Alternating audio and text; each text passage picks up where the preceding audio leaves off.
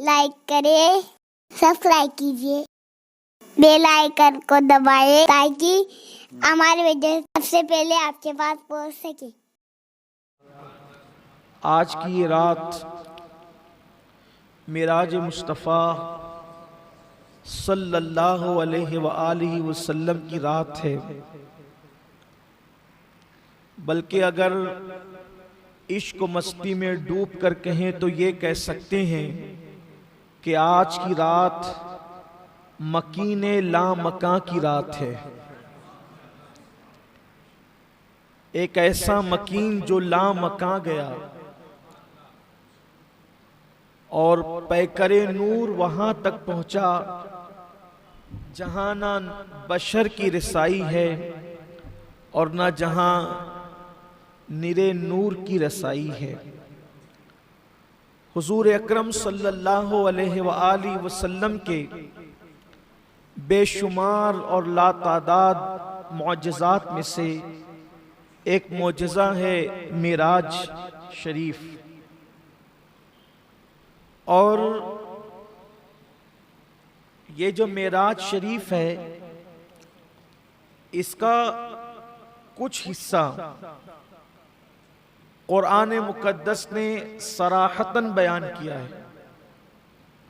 मेराज शरीफ का कुछ हिस्सा कुरान शरीफ में सराहत के साथ आया है, कुछ हिस्सा इशारतन आया है कुरान में। अभी आप आगे सुनेंगे कि सराहत के साथ कौन सा आया, इशारे के साथ कौन सा आया, इशारतन कौन सा आया। और बाज मेराज शरीफ के वाक़यात ऐसे हैं जो अहदीस में आए हैं, जिसको इमाम बुखारी ने किताबुस सलात में जिक्र फरमाया, इमाम मुस्लिम ने बाज़ाब्ता तौर पर उसका पूरा बाब बांधा और किताबुल असरा के अंदर उसको बयान फरमाया।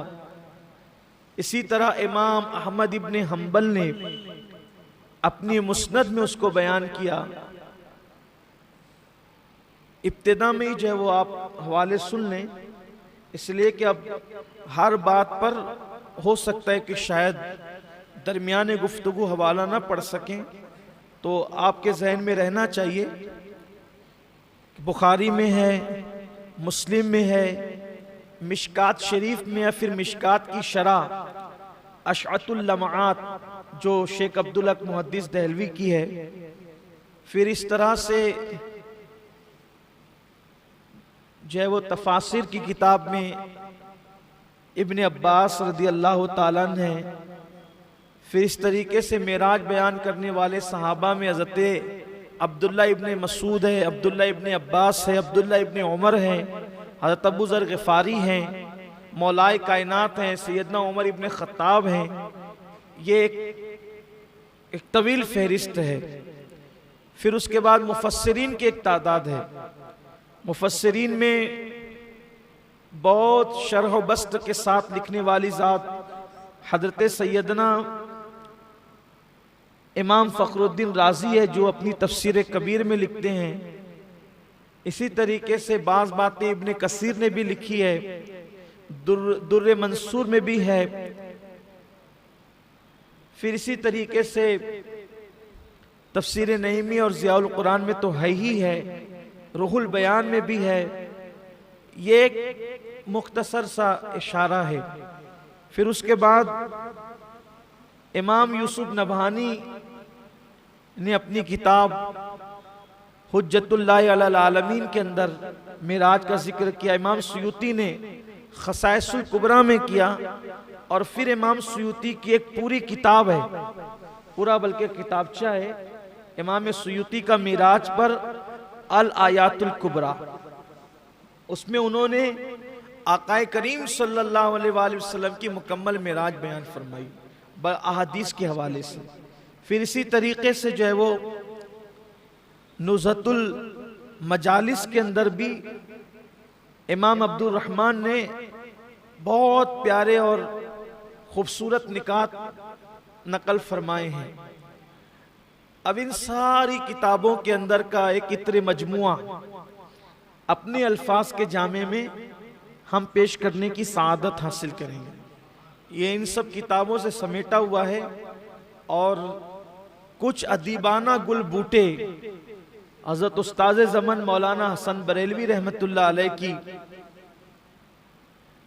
किताब निगारिस्तान लताफत के अंदर जो है उन्होंने जो हुजूर अलैहिस्सलाम की मेराज का तस्करा फरमाया है, कुछ वहां से लेंगे और फिर साथ ही साथ इमाम इश्क व मोहब्बत के साथ साथ हम इश्क व मोहब्बत का ये सफर तय करेंगे। आज के लिए दिल ये चाहता है कि हर साल कभी फ़लसफ़े मेराज बयान हुआ, कभी मेराज के हवाले से निकात बयान हुए, और आज जुमेरात है और कल जुमा हमारा हफ्तावारी इज्तिमा है। तो ये दोनों नशिस्तों के अंदर दिल ये चाहता है कि हुजूर अलैहिस्सलाम की मेराज का एक सरसरी वाक़या जिक्र कर दिया जाए।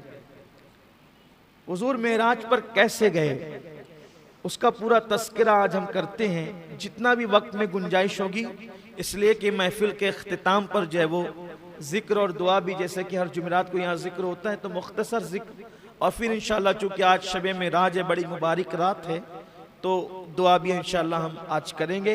आज खुसूसी दुआ की रात है, कबूलियत की रात है, और चूँकि आज मेराज और शब जुमा दोनों एक साथ हो गए हैं।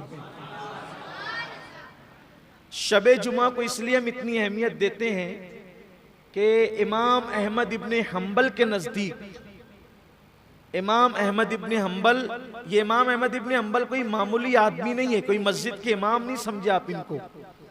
ये मुज्तहिदीन में से चौथे इमाम है, अइम्मे मुज्तहिदीन में। पूरी उम्मत पर जिन चार का इत्तेफाक हो, पूरी उम्मत का जिन चारों पर इत्तेफाक हो गया, उन चारों में से ये एक है।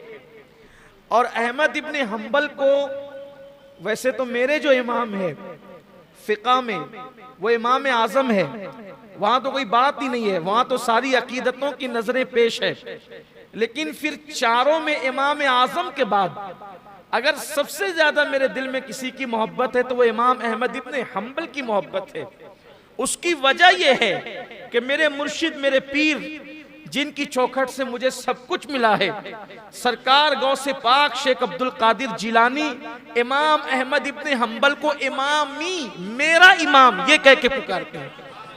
तो मैं सोचता हूं कि वलियों का इमाम जिसको इमामी कह के मेरा इमाम, तो उस इमाम अहमद इब्ने हम्बल का मर्तबा क्या होगा। वो इमाम अहमद इब्ने हम्बल फरमाते हैं, वो इमाम अहमद इब्ने हम्बल जिसको फतावा रज़विया में इमाम अहमद रजा ने भी लिखा है, उन्हीं के हवाले से, मदारिजुन नबुवा में शेख अब्दुल हक ने भी लिखा है उन्हीं के हवाले से, कि शबे जुमा शबे कद्र से अफजल है। शबे जुमा शबे कद्र से अफजल है। और जो उन्होंने अहले खिरत तो इसको मानेंगे नहीं, अहले अक्ल तो उसको मानेंगे, ये अहले इश्क, कुछ बातें इश्क वाली होती है जो सिर्फ आशिकों से कही जाती है। ख्वाब यूसुफ सिर्फ याकूब से बयान किया जाता है, वो कुएं में डालने वाले सौतेले भाइयों से थोड़ी बयान किया जाता है। तो ये जो इश्क की बातें वो अहले इश्क जानते हैं। अब इमाम अहमद इब्ने हम्बल कहते हैं शबे जुमा शबे कद्र से अफजल क्यों है, क्यों अफजल है? तो फरमाते हैं उसकी वजह यह है कि शबे जुमा में नूरे मुस्तफा सल्लल्लाहु अलैहि वसल्लम हजरत अब्दुल्ला की पेशानी से निकलकर हजरत आमिना के शिकम में आया। हजरत अब्दुल्ला की पेशानी से नूरे मोहम्मदी निकलकर हजरत आमिना के शिकम में आया। तो ये रात जुमा की, शबे जुमा, मुस्तफ़ा जाने रहमत के नूर के मुंतकिल होने की, सफर करने की, बल्कि अपनी गोया की जाहिरी आखिरी मंजिल पर पहुंचने की रात है। ये जो दुनिया का सफर हो रहा था, तो ये रात शबे कद्र से अफजल हुई क्योंकि कद्र में कुरान आता है और शबे जुमा में साहिब कुरान का नूर मुंतकिल होता है। बल्कि हमारे इमाम इश्क मोहब्बत इमाम अहले सुन्नत फतावा रज़विया में इसको और खूबसूरत पैराए में यूं बयान किया, कहते हैं जो नेमत शबे जुमा में मिली अब क़यामत तक के वो नेमत कहाँ नसीब। तो अब ये मैंने इतनी तमहीद लंबी इसलिए बांधी, इससे पहले भी मैं बयान कर चुका हूं, लेकिन इसलिए बांधा। अब देखो ये 2 रात जमा हुई तो इसका मजा क्या है। ये दोनों रात जमा हुई तो एक रात जो शबे जुमा है वो नूर मुस्तफ़ा के आने की रात है, और जो शबे मेराज है वो नूर मुस्तफ़ा के जाने की रात है। ऐसा कम होता है कि आने की रात भी आ गई और जाने की रात भी आ गई, तो गोया के आने और जाने की दोनों रात एक साथ जमा हो गई, अल्हम्दुलिल्लाह। इसलिए ये रात बड़ी अहमियतों की रात है, बड़ी कबूलियत की रात है। तो इंशाअल्लाह आज की रात हम दुआ भी करेंगे। तो इरादा यही है कि इंशाअल्लाह आज हम हुजूर की मेराज बयान करेंगे। अल्लाह के हबीब अलैहिस्सलाम हुजूर के मुअज्जिज़ात में से एक मुअज्जिज़ा है वाक़े मेराज। ये बहुत तफसील के साथ किताबों में आया है।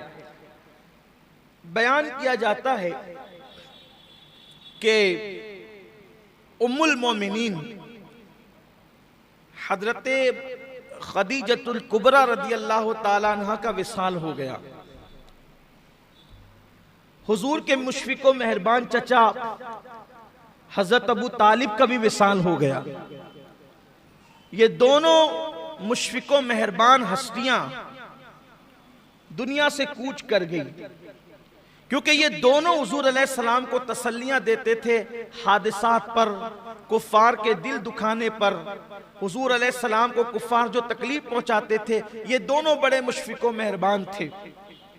अब हुआ ये कि दोनों हस्तियां विसाल कर गई। हुजूर अलैहिस्सलाम ने इन दोनों के विसाल के साल को आमुल हुज़्न करार दिया, यानी ये पूरा साल गम का साल। किसी की भी मैयत पर 3 दिन से ज्यादा सोग नहीं हो सकता, लेकिन ये दोनों हस्तियों के इंतकाल के पूरे साल को हुजूर ने आमुल हुज़्न गम का साल करार दिया। जिस नबी के सदक़े में खुशियों की खैरात कायनात को नसीब होती है, आखिर ये दोनों हुजूर के लिए कितने अहम रहे होंगे, दोनों हुजूर के लिए कितने कीमती रहे होंगे कि अल्लाह के रसूल अलैहिस्सलाम ने दोनों के विसाल के साल को गम और आमुल हुज़्न का साल करार दिया। बहरहाल अब जब अम्मा खदीजा भी विसाल फरमा गई और हजरत अबू तालिब जो कि मक्कतुल मुकर्रमा के सरदार थे, काबे के मुतवल्ली थे, और उनकी मौजूदगी में कुफ्फारे नाहंजार हुजूर अलैहिस्सलाम को बहुत ज्यादा खुल करके अजियत और तकलीफ देने की हिम्मत नहीं करते थे, या अगर वो देते भी थे अजियत और तकलीफ तो जनाब अबू तालिब बीच में रुकावट बन जाते थे, आड़ बनने की कोशिश करते थे और तसल्लियां भी देते थे।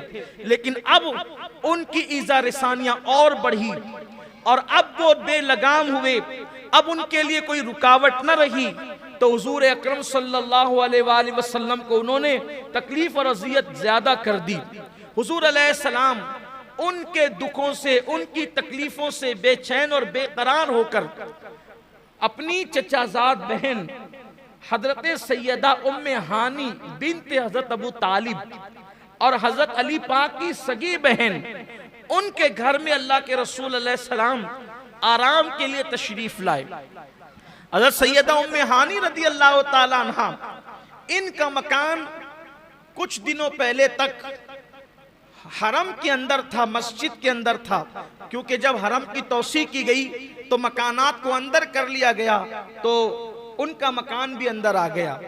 तो अल्लाह के हबीब अलैहिस्सलाम आराम फरमा रहे हैं और वो रजबुल मुरज्जब की 26 तारीख का सूरज गुरूब हो चुका है और 27वीं तारीख तुलू हो चुकी है। मेराज मुस्तफ़ा की तारीख कौन सी है, इसमें मुख्तलिफ अकवाल हैं, लेकिन जमहूर का कौल ये है, अक्सरियत का कौल ये है कि वो रजब की 27 तारीख है। कमेंट शेयर जरूर करिए।